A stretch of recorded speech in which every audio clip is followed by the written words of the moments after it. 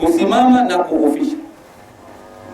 Ni shehe wa kwanza Kigoma nzima kutembea masafa marefu kwa mguu. Sidhani kuna mtu anaweza akasema yupo. Ni shehe wa kwanza Kigoma nzima kutembea kwa mguu masafa marefu kwenda kufanya kazi ya katiba ya Mtume Muhammad, faandhir. Wanakijiji wako hapa.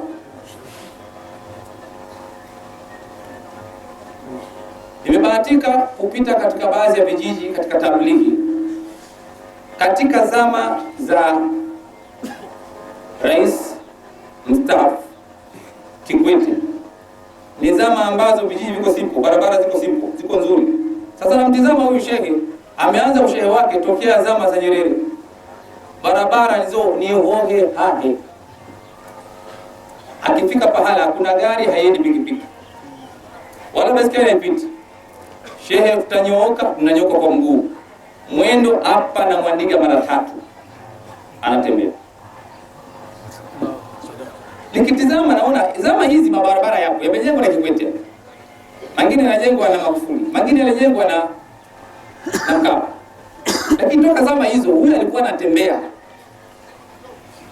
Inafika pahala ni shehe ambaye alikuwa anaweka kishoka, sio kwenye magari, kishoka kwenye baskeli. Ndio anapelekwa shehe mzima, shehe wa mkoa. Anatekeleza katiba kama alipoona Nabii Muhammad sallallahu alaihi wasallam. Sasa ukisoma nyuma kwa Mtume, mashehe wanajua kwamba jinsi Mtume alivyohangaika na kuhangaika kutembea kwenye majangwa. Ile tofauti ya Sheikh Tofiki na kwa Mtume kule utaweka kidogo sana. Katiba ya kwanza, katiba ya pili Mtume anapewa wa rabbaka fakabbir, na Mola wako nyenyekea kwake, fanya ibada kwake, uwe mnyenyekevu kwake, uwe mtiifu kwake. Ukisoma historia ya Sheikh Tawfiki, maana yake utazunguka mji mzima kwamba umwambie mtu Sheikh Tawfiki alikuwa ni mkwepaji wa sala, utaonekana muongo. Alikuwa ni mkwepaji wa shughuli za kidini, utaonekana ni muongo. Alikuwa ni kazi ya kumwabudu Mwenyezi Mungu. Katiba ya 3, wa thiyabaka fatahir. Watu walikuwa wanasema ni majazi. Alipoambiwa Mtume na nguo zako zisafishe, alikuwa na maana anaambiwa mwili wako usafishe. Jisafishe na wizi, uongo, usharati, kuteta, kuhiana, uhuni, ujambazi. Vyote hivi mzee huyu tunaenda kumzika alijitenga navyo. Haupiti mji wa Ujiji, Kigoma nzima ukaambiwa Sheikh Tawfiki mwanamke wake huyu, Mungu atakulani. Huwezi kupita ukasema Sheikh Tawfiki huyu ni mtoto wake wa nje ya ndoa, utalaaniwa. Huwezi kupita ukasema Sheikh Tawfiki hii nyumba alimtapeli fulani, utalaaniwa. Ameshika katiba aliyokuwa Nabii Muhammad sallallahu alaihi wasallam, iko maisha yake. Ndio wathiyabaka fatahiri, akasafisha, akawa na umoja kwanza wa mwili. Maana kuna umoja wa mwili, afu kuna umoja wetu. Unajua sisi tunatengeneza umoja zetu, lakini hatuanzi umoja wa mwili. Umoja wa mwili tunaukosea. Umoja wa mwili unaweza tukaenda msikitini. Tukifika msikitini unasali. Kinachosujudu ni viungo 7. Bapa, vitanga viwili, magoti, miguu, vinamsujudia Allah. Matokeo yake ukitoka sehemu ya siri inaenda kwa mtu fulani. Umoja wa mwili unakosea. Sasa hawa wazee walitengeneza umoja wa mwili. Kila kitu, tumbo linakula halali, faraji inaenda sehemu ya halali, mguu unakwenda msikitini, hauendi sehemu chafu. Maneno yanazungumza ni kala Allah Taala, kala Rasulullah sallallahu alayhi wasallam. Hivyo alichukua katiba aliyokuwa Mtume. Maana huwezi kuongoza dini bila katiba ile. Hii inaizungumza, ndugu zangu Waislamu, ndio sura ya 3. Wengine wanasema ya 2. Ina maana hayajaanza mambo yetu ya ayyuhallazina amanu ziko nyingi sana, karibia 200 na kidogo, lakini zote zikushuka. Kwanza kupokea kwanza katiba. Huwezi kuongoza Waislamu bila kuwa na katiba. Kuwa na katiba ili utaongoza. Warujuza fahajur, mambo ya kipuuzi ya hame. Huwezi kuwa na historia ya kwamba Sheikh Tawfik aliwahi kuingia disco gani wapi. Mambo ya kipuuzi ya hame. Wafasiri wanasema masanamu, lakini ni majazi pia vile vile. Yaani mambo ya kipuuzi ya kijinga ya hame maisha yake. Hakuna atakayemweleza hivyo. Katiba ya 5, wala tamnun tastakthir, usitamani kingi. Tazameni wapi na wasifu uliotolewa. Kapambana, katuacha. Sisi hatujaweta. Ile vyote tutavitumia sasa. Ni mzee anaondoka ametuachia. Kaacha maardhi. Hayo. Kaacha mashule. Hayo. Lakini mpaka mimi nakuwa mdogo na sijamuona mzee ana gari gani. Kesho na kesho huko angechukua na shamba mbili, angeuza, angekuwa na benzi. Nini kilichomshinda kuwa na benzi? Katiba aliyokuwa Mtume, wala tamnun tastakthir, ustamani kupata dini. Dini haiwezi kwenda. Alikuwa na vitu vingi, tumetajwa hapa ni vichache, na ukivukuta ambao tumebakizwa sisi tuviendeshe ni vingi sana. Ardhi kubwa sana, manyumba mengi sana. Kapambana nayo kila wilaya. Lengo lake ni nitakufa, lakini lengo lake nitoke niwaachie Waislamu, nimetekeleza ile katiba aliyokuwa Mtume na mimi nimeifanya.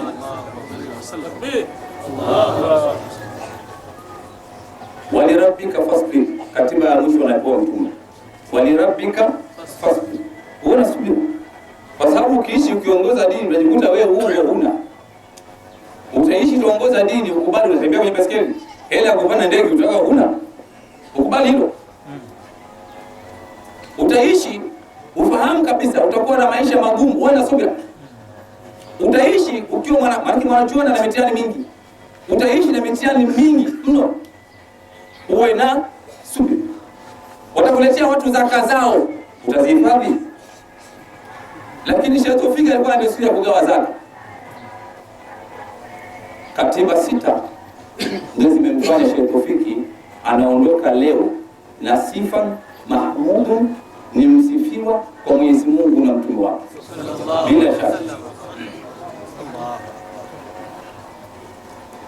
Sheikh Tawfik amefanya sifa ya heshima ya wazee. Katika moja ya heshima akafanya kubwa ya wazee ni kumjengea heshima shekhe wake aliyomteua kuwa shekhe wa mkoa. Dar es Salaam alionekana kwamba Sheikh Alfan Kiumbe ana dira ndefu. Hichi kichwa alikipata wapi? Pamoja na kwamba kelele za ujiji na wapi zilikwenda nyingi kwa shehe. Shehe unamchagua huyu mshamba, huyu kadha. Shehe alimpiga, alifanya istiharo. Tawfik hakumpata hivi kutupa shehe wa mkoa na kuachia yote haya. Ni istiharo. Fanya istiharo akasema hichi kichwa. Na akawahi kupewa sifa kubwa na almarhum mtu wa kwanza Hemed bin Juma kwamba umechagua kitu. Leo kinaondoka hapa kichwa. Mbaki mnahangaika mtakipata wapi tena? Tutaweza kukipata cha namna hiyo tena? Tuombe Mungu sana. Leo kinaondoka kichwa. Ameupa sifa mji wa Kigoma.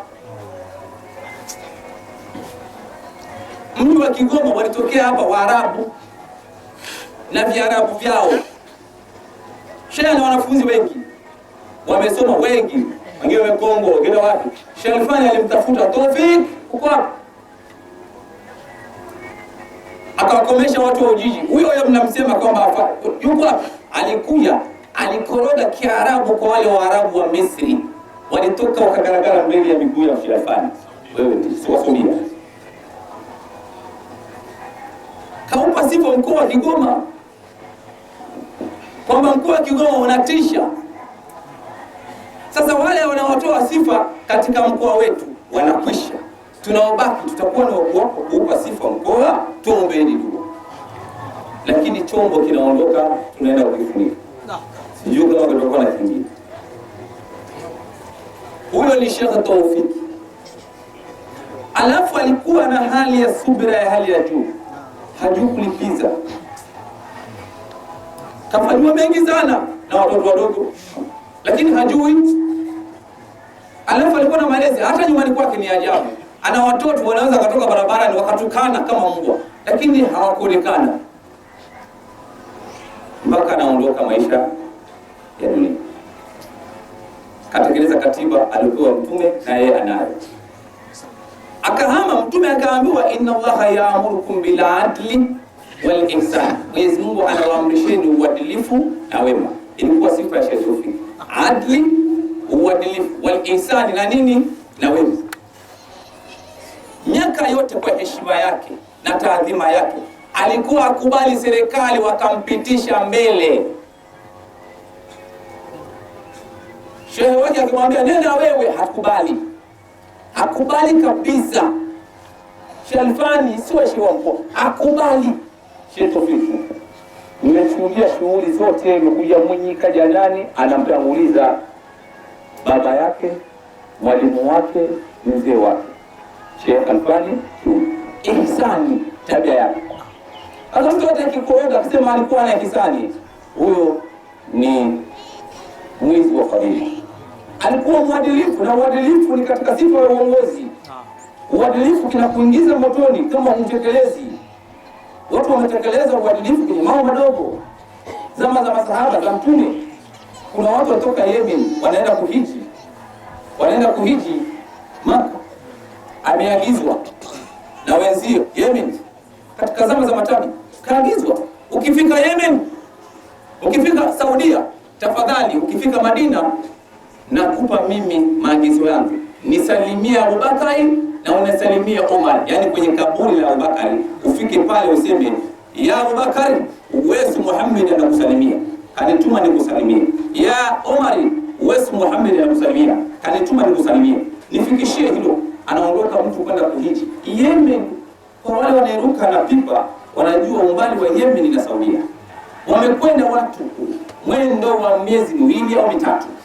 Kafika kule kahiji Maka, kaenda Madina, kamzuru Mtume, kasahau, karudi. Wewe mtu anatoka Dar es Salaam amefika Lichi, anakumbuka nimesahau salamu. Kama tunakuwa tunaangalia wali, nimesahau salamu. Umetoka Dar es Salaam, unarudi Kigoma, fika Lichi. Aligeuza safari, akarudi tena Madina kufikisha salamu. Wewe umeshafika Lichi, karibu uingie Kigoma, unarudi tena Dar es Salaam. Lengo ni kufikisha amana na uadilifu wa salamu. Uadilifu ni kitu walikuwa wanakishika sana viongozi nyuma. Kwa hiyo ndugu zangu Waislamu, picha yake ni katiba aliyopewa Nabii Muhammad. Kabla ya kuongoza alianza kupewa katiba ya mambo sita. Na Mtume alivyotekeleza zile katiba ndio alifanikiwa. Kufanikiwa kwa Sheikh Tawfik kukokota yote haya tunayaona ni utekelezaji wa katiba kama alipewa Nabii Muhammad. Na sisi wote tushike hizo katiba. Na alikuwa hajui kumlipiza mtu. Kwa kumlipiza mtu unamwacha mwenyewe. Mwenyezi Mungu atamlipiza mwenyewe. Lakini inatokea, nimalizie. Siku moja alikuwa rais wa waziri. Alikuwa rais na waziri wake Sultani. Kulikuwa na kamtu kadogo messenger. Kanamchukia kweli waziri. Akampenda. Kakaenda kwa rais. Waziri wako mchafu sana. Nini? Anasema mdomo wako unanuka. Akikana wewe tu yuko tayari aweke mkono hivi kwa sababu unanuka wewe kisema. Kaisa kasema ndivyo hivyo. Mwiti kesho kaambia baba na mtaji. Message akajua huyu akenda sasa atakwenda vipi. Ili aoneshe kweli ana desturi ya kumkwepa rais anapozungumza. Nifanyeje? Kabla hajaenda nimtengenezee walima kidogo. Akamtengenezea waziri walima. Akachanganya vitunguu saumu vingi sana kwenye chakula. Akapika chakula vitunguu saumu, akamwarifu waziri. Waziri akaenda. Kwenda pale kapiga msosi, kinywa kizima kinanuka vitunguu saumu. Alipopelekwa sasa kule kwa rais, anafika pale anaogopa rais asisikie harufu mbaya. akawa anasema na mheshimiwa, ndio mheshimiwa, kaweka hapa.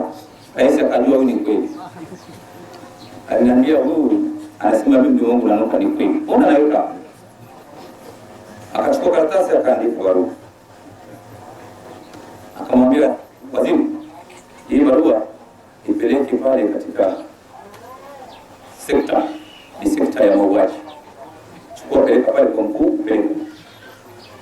Alipotoka kale ka message kako nje, kanasikia habari nini, kuona barua, mimi nataka nimsalisi, anakuwa tena mshiko. Akakataa, akasema naomba nisaidie nini? Nimeambiwa nipeleke sehemu fulani. Basi nipe nikupeleke. Hapana bwana, nimeambiwa nipeleke mimi mwenyewe waziri. Naomba nipe mzee nikupeleke, wewe ni mtu mkubwa mheshimiwa. Alijua barua ya cheo, akaishanishana. Alichukua peleka. Akapeleka mpaka kufika kule, akampa mheshimiwa. Mheshimiwa kufunua kuchana. Mheshimiwa, yoyote anayekabidhi barua, yule aliyokabidhi akishingo hakuna. Maana ukimsukia mwenzako ukuni utakufika wewe. Tuenzi katiba 6 alizozipata Sheikh Tawfiki kumfuata Mtume Muhammad sallallahu alaihi wasallam. Asalamu alaykum wa rahmatullahi wa barakatuh.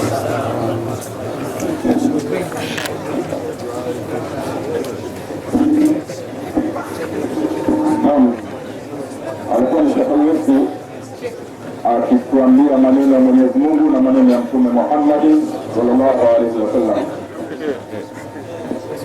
Na Muislamu, baada ya hili kuna tangazo, tafadhali kusikia tangazo. Shekhe wetu alikuwa anaishi na jamii.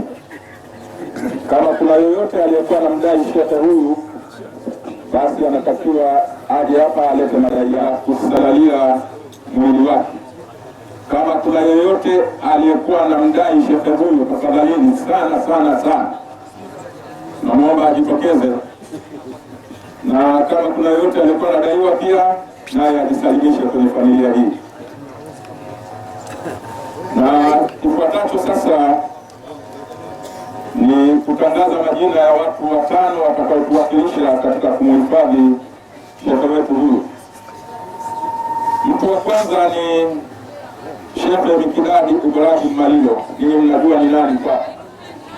Mtu wa pili ni mzee Ahmad Rashid Malilo. Mtu wa tatu ni Ustadhi Bahati Isa Ndagije. Mtu wa 4 ni bwana Saidi Tawfiki Ibrahim Malilo. Na mtu wa 5 ni mjukuu wake akiitwa bwana Ramadhani. Hawa watu 5 ndio walioteuliwa, na sisi tuwaridhie wafanye kazi ambayo ingepaswa kuifanya wote. Tumewaridhia inshallah. Baada ya sala tutambeba shekhe wetu mpaka Malaloni. Sala itaongozwa na rafiki yake mpenzi Sheikh Hamisi Masuudi, na kisomo kitaanza kesho hapa baada ya salati ya asr. Tujitahidi tuwe kama tulivyo hivi. Sisi ndio huko ndiko tunasimama. Kesho.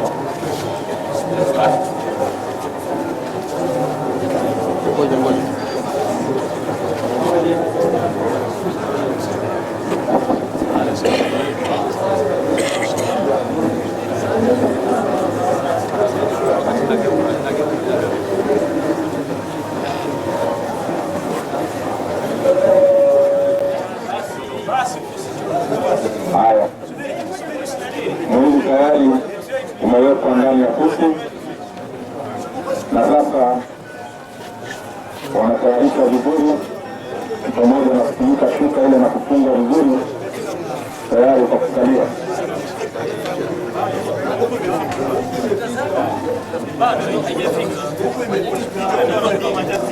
Ili ndio sehemu ya kupatiwa heshima. Atapelekwa pale na kutolewa heshima za mwisho. Sisi sasa